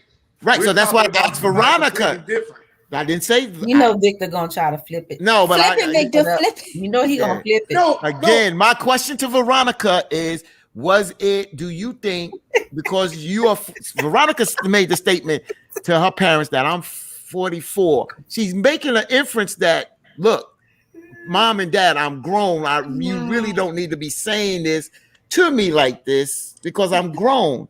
I asked Veronica straight up: Is she part of the problem, allowing her parents to go that far? That's all I'm saying. Did she allow that door to be open like that? Is it a problem, Veronica? Is it Veronica? It don't sound like it's a problem. It's not a problem. It's not a problem because it's not a problem because I do respect my parents. That's the bottom line. I respect my parents. I respect their thoughts and their opinions. But at the end of the day, it's my choice. It's my decision. So it's not a problem because I'm going to do what Veronica feel is right anyway. Got it. You know what I'm saying? Like, that's why she answered the question. I ain't got I don't have no pre-notion. But I'm gonna tell you this. I will admit, some time ago I did that was a big problem for me because I will always put my parents before me, wondering how would they feel? How would they, how will they feel if I do this? How will they feel if I do that? And I was an adult. What is Victor doing? I'm serious. I'm listening.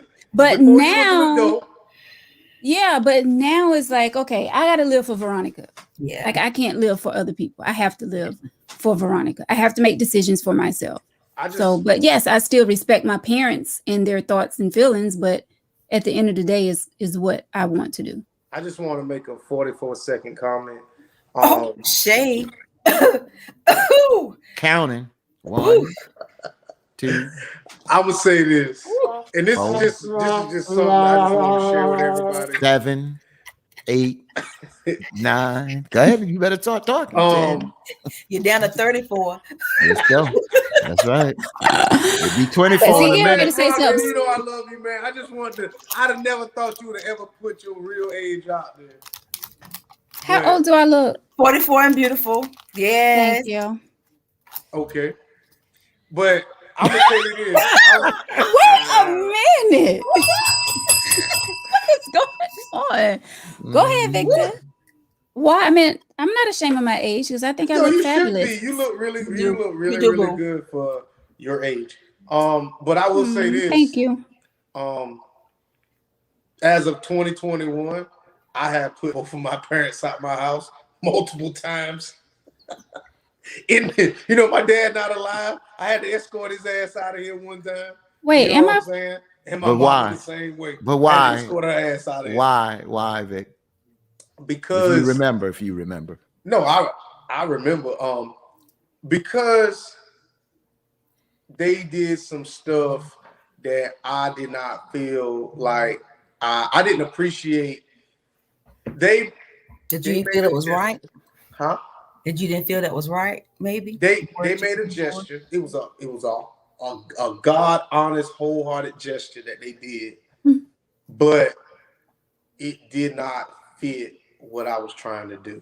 I didn't say that. So you just put them out. How did you? I had to. Like, what do you mean you put them out? Like you said, y'all got to leave. Like, I told them, I was like, y'all got to go. They got to go. And that's they had to go. Yeah, my wife did that with my her moms and told her Lord. not to when our daughter went in the refrigerator to get something. Her mother said something, and my wife, she didn't play. She said, "Mommy, didn't I tell you not to say anything?" The blah blah blah blah blah, and her mom's feelings got hurt, and she called her brother, her son, which is and she left.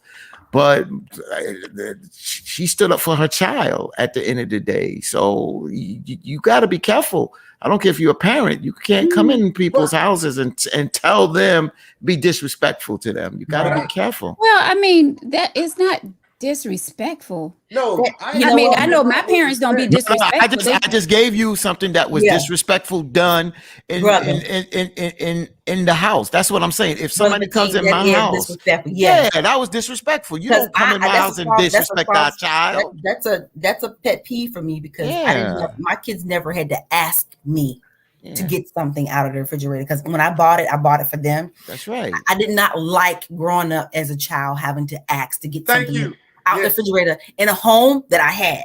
So when my kids, I was the opposite parent. When my kids were small, when I got them Go-Gurt and drinks and high seas and stuff, y'all had Go-Gurt? My kids. Oh, well, listen, if it's like one Snicker bar left with almond, like Chad better ask me, Mom, can I have that last Snicker bar? Oh yeah, let me make that decision. My Snicker ice cream you don't touch, but there's stuff when I'm gonna buy you what you want.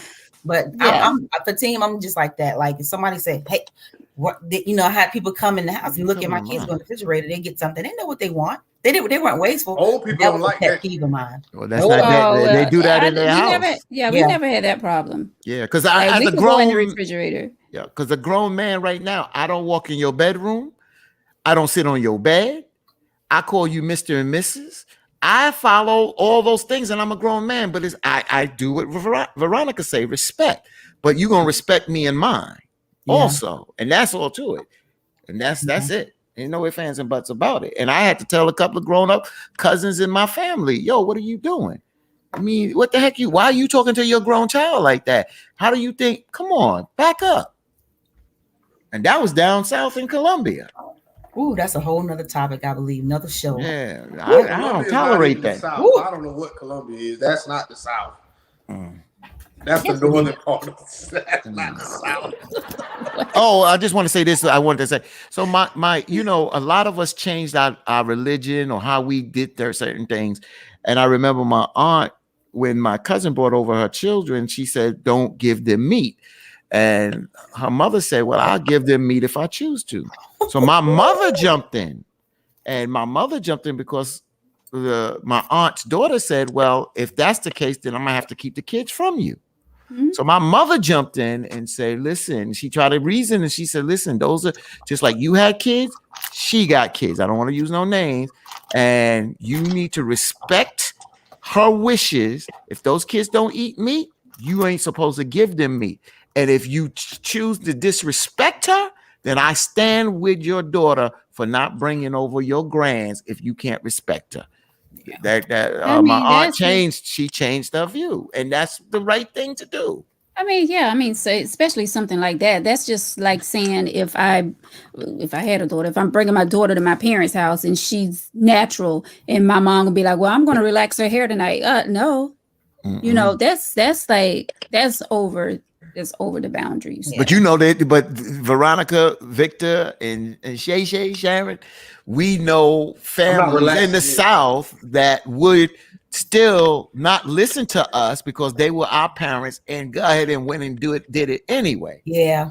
That. That's back in the day. Yeah. They did. Grandparents would really overstep their boundaries. And and that's like a whole nother subject, but they do overstep their boundaries. Like, you come back, you have one hairstyle, they'll change it, put it in another. You have one outfit, they don't, you have it all coordinated in the bag. They got the child all mismatched and they think it look okay. Well, a grandparent's love, that's totally different. But see, grandparents, my mother does things for my children that I wish she did for me. Right. Yeah. And I still to this day do not understand that. My mother will now, my mother had me when she was 30 something. My mother's in her 70s now.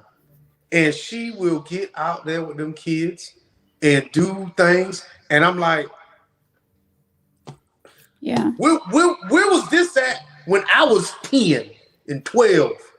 Now that my kids are 15 and all that, you break your doggone back for them. Right. Well, I mean, like I said, they said it's different when you have grandkids.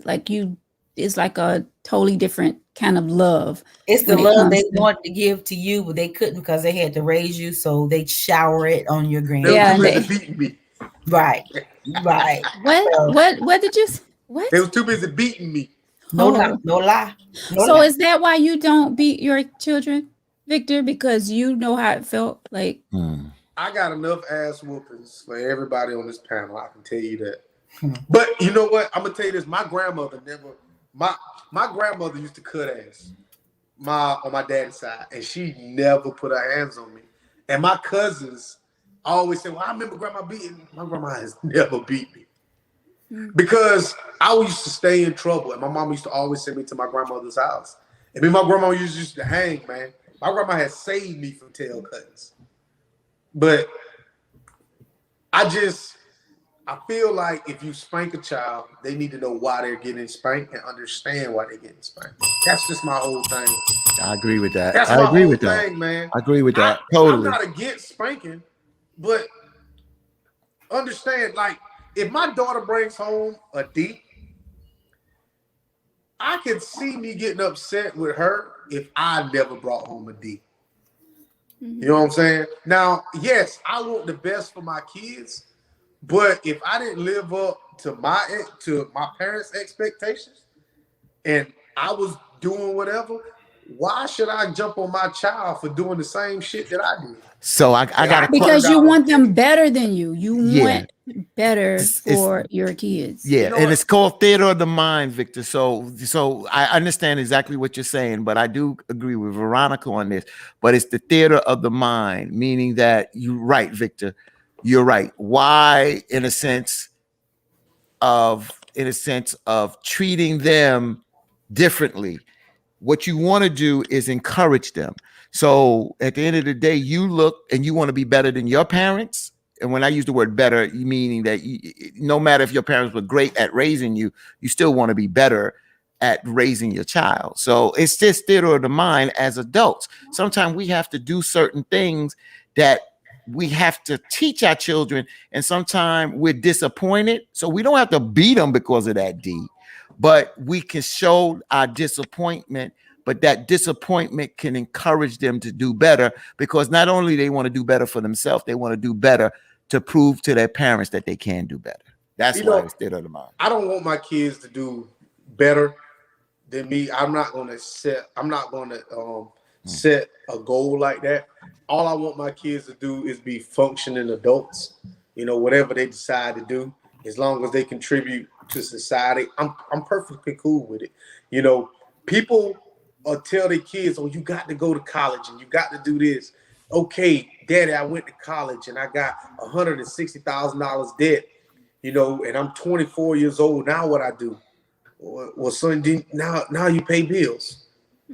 But granted, now I didn't show you that this chemistry degree that you got from Francis Marion. Oh, you can't stay in Florence with that chemistry degree, son. You got to move off somewhere else and create some more bills to do that. So not only did I not give my child a plan or sit down and do that, I gave him a very vague plan. Son, get a college education, you gonna make it. That's horse shit. No. If we gonna tell our children to succeed, then we need to find out, son. Like I'm gonna tell you this. I hate to hog the mic, but I'm gonna tell you a little exercise I did with my son. I asked him what he wanted to be. He said, "I want to be a neurosurgeon." I say, "Son, don't give me the church answer. Give me what you want to be." He said he wanted to be a neurosurgeon. I said, "Okay, cool. I said, look up how long does it take to be a neurosurgeon. It takes, I think it was 14 years to be a neurosurgeon. And it's about $360,000. And before he started doing that, I said, first of all, son, I ain't got no money. All right. Second of all, for you to be in school for 16 years is more than just what it takes that school, because that's 16 years of you living off of somebody else. That means you got to get a job and you got to maintain an average and get all this other stuff. So you're talking about $700,000, $800,000, $900,000 debt in 16 years just to be a neurosurgeon. How long is it going to take you to pay off that debt if you make it? Does the risk outweigh the reward? I don't know. I think I hear what you're saying. So at the end of the day, I hear what you're saying, but I think there's a way of having that conversation a little bit differently with your child. But it's I mean, different because if my son was bringing home straight A's, then guess what? We can have that conversation about you being a neurosurgeon because there's scholarships for you. But if you're not consistently on the honor roll, man, you can take that shit somewhere else.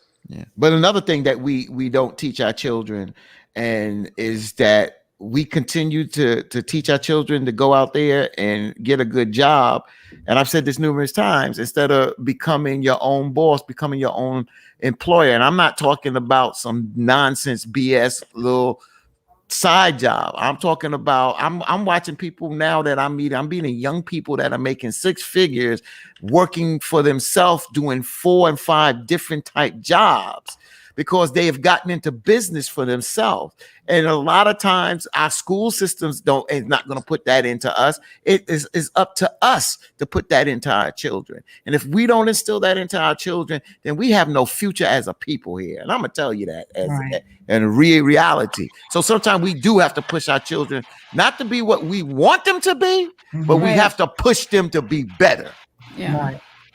But why does everybody think that owning your own business is a goal? To me, that's a liability. I mean, that's just the way I look at it. I'm not saying that business owners are stupid or anything like that. It's not what I'm saying. Because if I fail, then if my business fail, I fail. I'm tired of building other people's empires, Victor. You go out there, you're an intelligent brother. I know you do a good job, but you building somebody else's empire, bro. If you are working for someone else. Now, are you building your empire? Wait, let me, because I don't know. I'm going to correct myself before you come back and slap me upside my head here. If you at the same time are building your empire, that's beautiful. But if you out there building somebody else's empire and getting crumbs, then we ain't smart, bro. And it's the reality to it.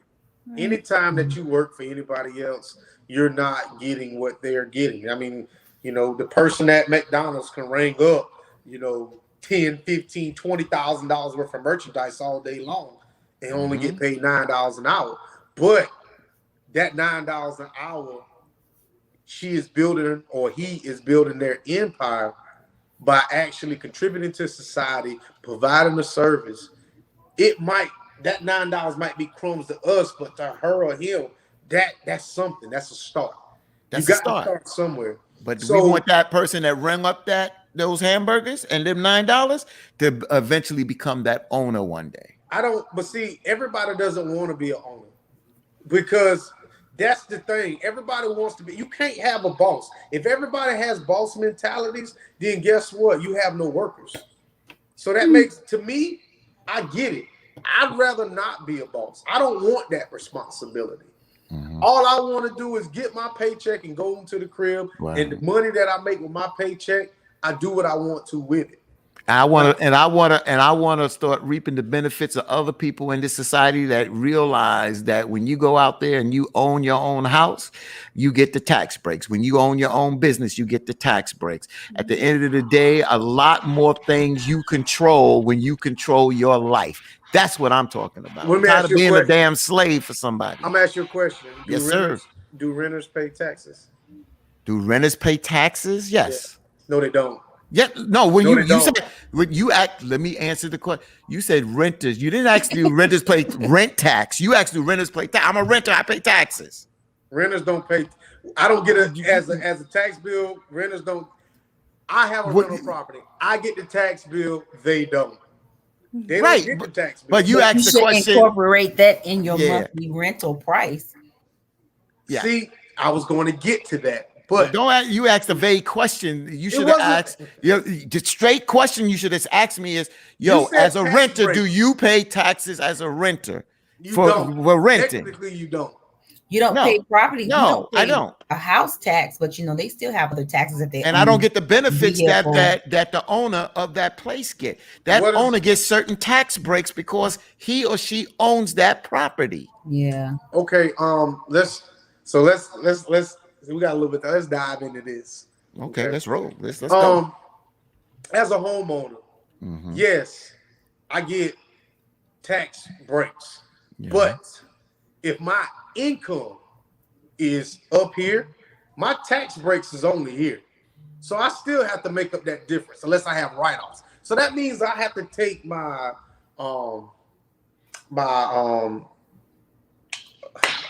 anyway, I have to take the income that I have sitting over here and buy more things just to have more write-offs, just so I can get a refund back. That's retarded. I don't see where that makes any sense. Maybe you're again. That's another conversation. But maybe.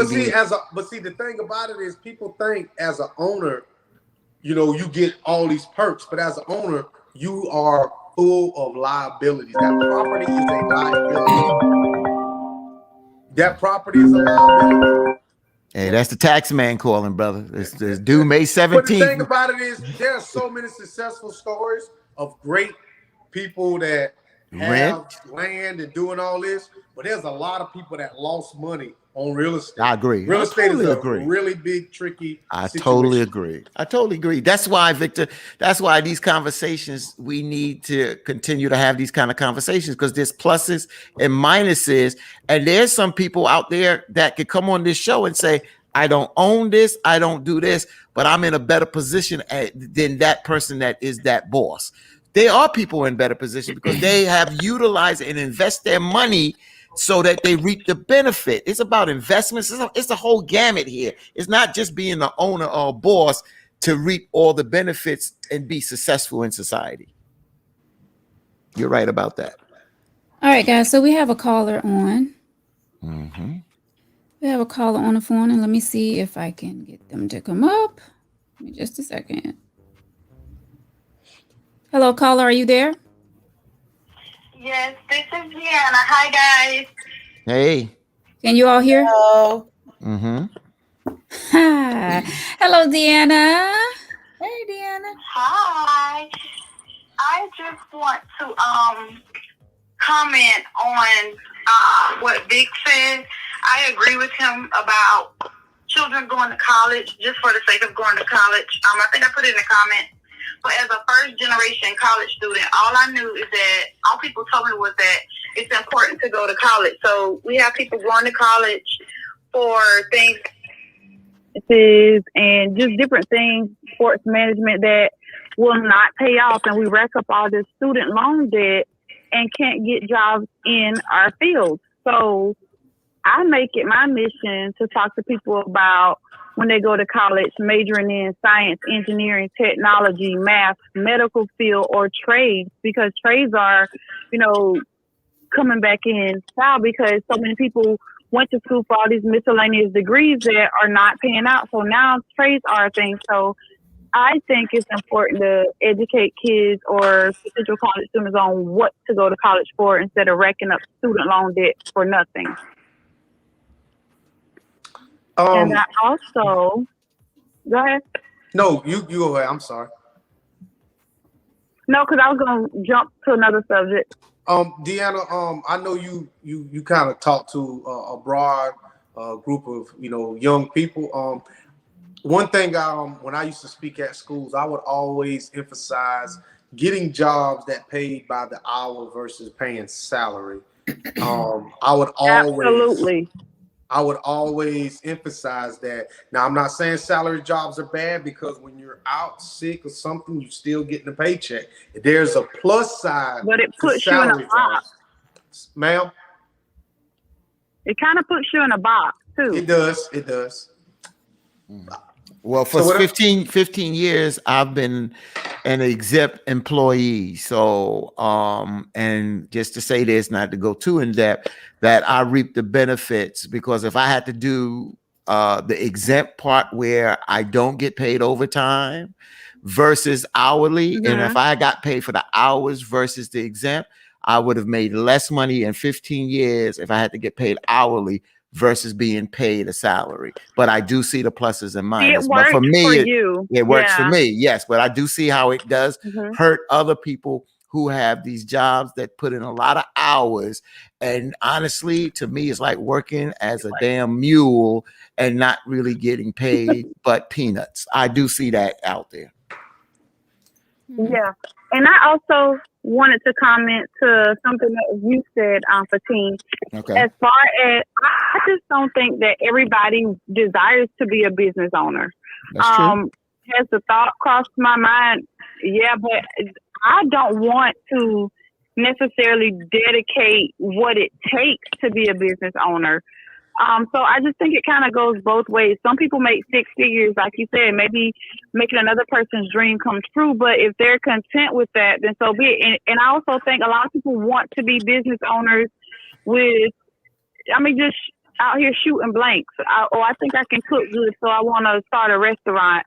Or I can draw, so now I want to start a paint studio. So I just think businesses are good, but everybody don't want to be a business owner, or everybody shouldn't be a business owner. Just my opinion.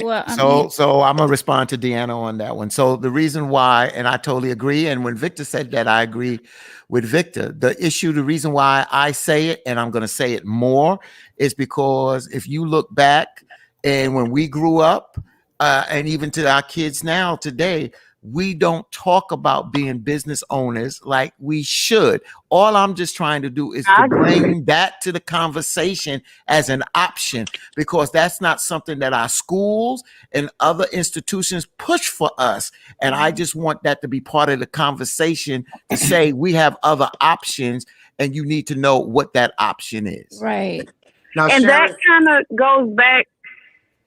It kind of goes back to what me and Vic was saying about even the college, even with the business. Talk about, I say, needs assessment. What is needed? What kind of audience are you trying to market to? Not just saying start a business, but people need to be educated on, you know what I'm saying, types of businesses that will pay off. That's true. Not just, let's start a business, or go to college. It's all about educating people around the fact, the risk versus the reward. Yeah. But look how many people created businesses. Look how many people lost their jobs during this pandemic. And look how many people created businesses that didn't even know about creating businesses. And look at how many are thriving today. Right. At the end of the day. Absolutely. And then, so it just needs to be a part of the equation. That's all I'm saying. Now, Sharon, you started a business during COVID, right? Yes. Your insurance business. Now, the reason why you have my utmost respect is because you jumped into business that's a necessity. There's a lot of people that start businesses based off the feeling. And I agree with Deanna. And I really, and it's not as, I'm not trying to put you on the spot, but you have to me a legitimate business. The t-shirt man, the damn car wash man. But we're not knocking anybody. We're not knocking anybody hustle.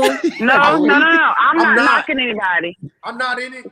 But for me to quit my job to start a car wash from scratch, everybody, you can, every vehicle on that road supposed to have insurance. Every person that's walking around right now needs life insurance. They need health insurance. So that insurance don't sell itself. I can wash my damn car in my yard. You know what I'm saying? A t-shirt, I can print my own t-shirt, but not knocking anybody. But it's the marketing thing we was talking about, supply and demand. Right. I'm sorry, Deanna, I ain't mean to overstep. But my thing is, to each his own. However you feel like you want to start a business, to each his own. Right. I mean, not saying that I agree with that. Not Just saying don't that car start a wash. business just to start a business. Do your research. Yeah, of course. See where the there you go. market is, and try to. Go ahead. But from what I'm seeing, you know, this is just my little limited little space in the world. From what I'm seeing, I'm grateful for all the people who have started businesses, and businesses are lucrative. I know somebody who started one during COVID and made a killing in the last year, and I think that's good. All I'm saying is have the conversations with our children. Yes, business should be an option, but have the conversations with our children. Don't set them up like I feel like the generation before set me up, go to college, or build a business. But nobody told me about all this debt I was going to be in. I wasn't going to be able to get a job. I had to go back to school in order to be able to, you know, kind of get to a place where I'm thriving. So all I'm saying is just have the conversations and be honest with your children. I'm always talking about my son about engineering and all this type of stuff, because he needs to know it's more to life than going to school for. And I'm not knocking it, because we need psychologists and we need people in the social sciences. But in sports management, I want you to know the odds of you getting a job in your field versus the amount of debt you will have. Yeah. Hey, Deanna, before you leave, you watching your computer or your phone right now? I am not. I just didn't go back in my office. I've been on Zooms all day. I'm sick of looking at the computer. So I am literally on my phone, not watching. My motivational picture behind. Oh my gosh, let me see. I'm just saying. Hey, but tell might your walk son, on water tonight. when it comes to engineering, you know, even though I got an electronic engineering technology degree, everybody needs electricity. And everybody needs gas. You need welders. You need pipe fitters. You know, you need nurses. You need truck drivers. The morticians. You know, to me, the psychology is cool, but if I don't have insurance to pay this psychologist, if I don't make this well to pay the psychologist or this sports medicine guy, it is what it is. Insurance pays everything. Every week, that's what we all working for insurance. That's the only reason I'm going to work. Hello. Interesting. And it sounds tough, and it sounds mean. Like, you know, we may be knocking certain things. It's not, but I just wish that somebody had been honest with me. You know what I'm saying? When you know better, you do better. And then if I would have decided, you know, hey, this is still what I wanted to do, I would have made an informed decision. Well, yeah, it goes back to what we were saying on the last show. If our parents didn't know, I know my parents didn't. Right. They Deanna, wasn't able to teach us. Deanna, would have listened if somebody would have been totally honest with you at that moment in your life, that your parents was telling you to go to college?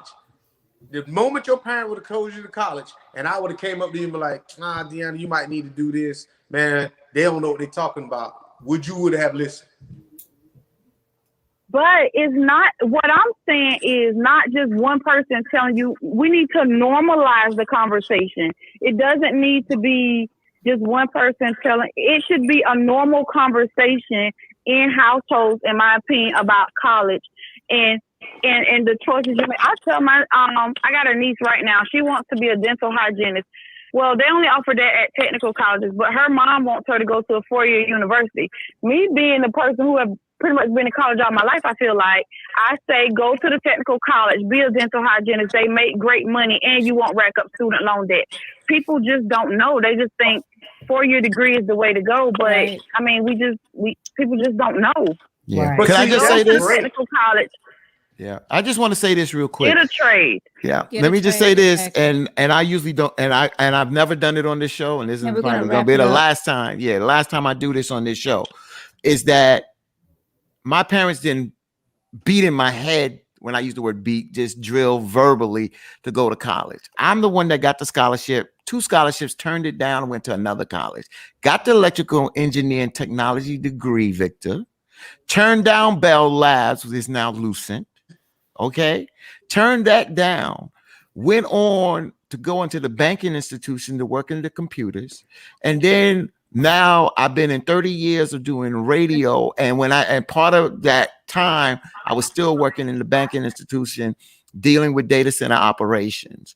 So and the first in my family to go to college, and so many has followed us. Some of my cousins are down south right now that are nurse practitioners, nurses, and other folks that are doing great things because of the decisions that they've made at the end of the day. I always say this: be the best that you can be in anything that you decide to do. If you go to high school and you get a GED, you be the first in that GED class and be the best that you can. If you go to college, you be the best that you can. I didn't go to 4-year college. I went to 2-year because I didn't want to give 2 more years and then come out with a 4-year degree and couldn't find a job. But I've been blessed, and I thank God for it at the end of the day, and never worked a job where I didn't have insurance. I don't believe in working for somebody. There you go. And then you don't get no insurance, and then you get sick and you don't get paid. I don't believe in that. That's it. Me either.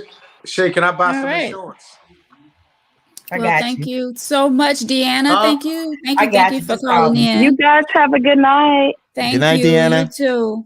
Hey, look at my picture. Bye-bye. Look at my picture. She saw that picture. I'm proud of my little picture. Veronica said it like a very sister nice would say. picture. It's got some sconces. Yeah, very nice. We see that you're very proud of that. What's the picture on the other side of the wall? Decorative. All right, guys. So let's wrap this up. I think that we pretty much gave this young lady some great advice tonight on what she should do. You guys say leave. So leave Karen in that TV, lock up that door and leave. Okay. Have a talk. Yeah. I say have a talk with him again and see where it goes. I mean, if this is something that you're not going to allow, you don't want to put up with, get out before you say I do. I know that much. Leave. Get out of that situation. But yeah, guys. Any final thoughts, comments before we wrap it up? I just want to say that I think that anything that you do, and you do it in a reasonable fashion at the end of the day where it doesn't control you, then hey, and you're not hurting anyone and it's not illegal, so be it. But if you do something and it becomes a habit, and for instance, I've gambled to the point that it controlled me and it almost destroyed me. I just say that. So again, just speaking, vices comes in different areas. You don't have to be a drinker to understand what a vice is. So I don't have to get drunk all the time to understand some of the things that they go through. A vice is a vice. And the bottom line, if you can control the things that you can do, don't let it control you. Mm-hmm. Exactly. Sharon, Victor, y'all good? I'm good. Heart and mind clear. I had 44 thoughts in my mind, but I'm trying to limit this. Can you keep your shade? Oh, there's 44 bottles of beer on your mind. Yeah, 44 bottles of beer. I paid $44 for this picture. But my only thing is, ma'am, if there's a real issue, if you really have a big issue with the 44 things that these man and his son is arguing about, I just think you need to pack your 44 items and just leave. He's still going on.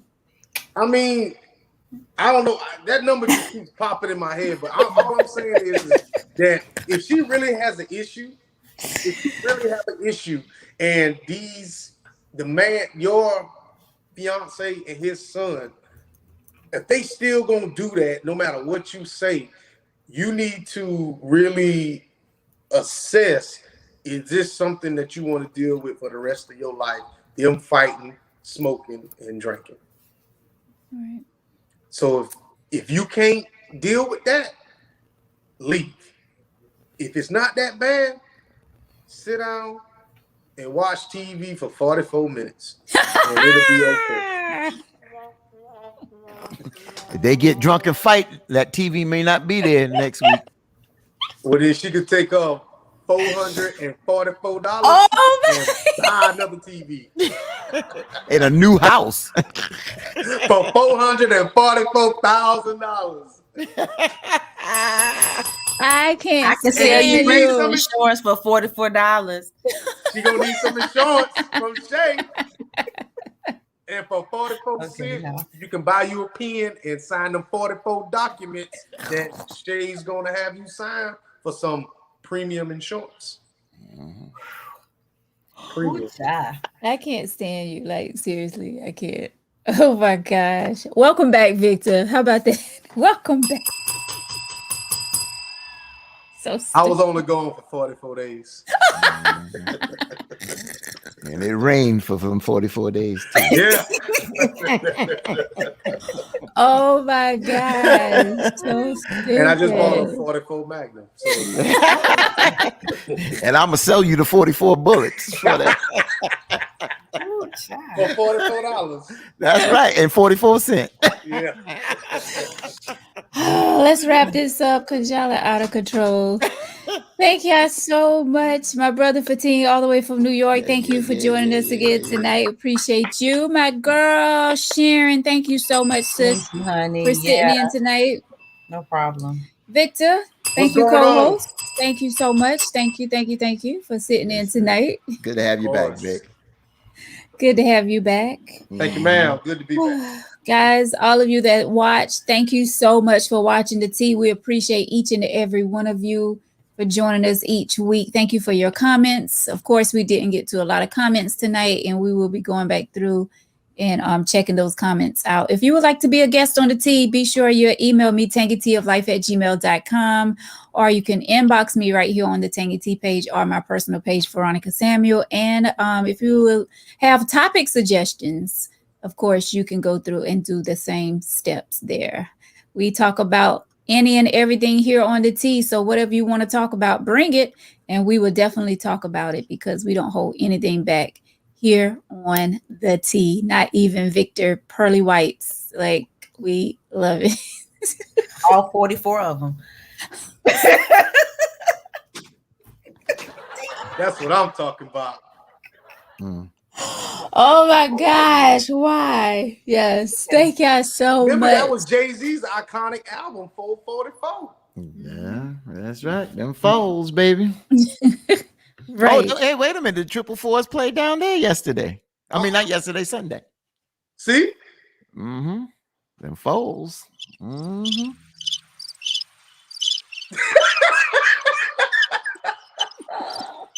I got you. Okay. All right, guys, let's wrap up the tea tonight. Thank y'all so much. I got your cricket. Thank y'all so much for watching. We appreciate you guys. Have a fabulous, fabulous night. And we'll check y'all out Thursday for some more hot tea right here on Tangy Tea. Good night, guys.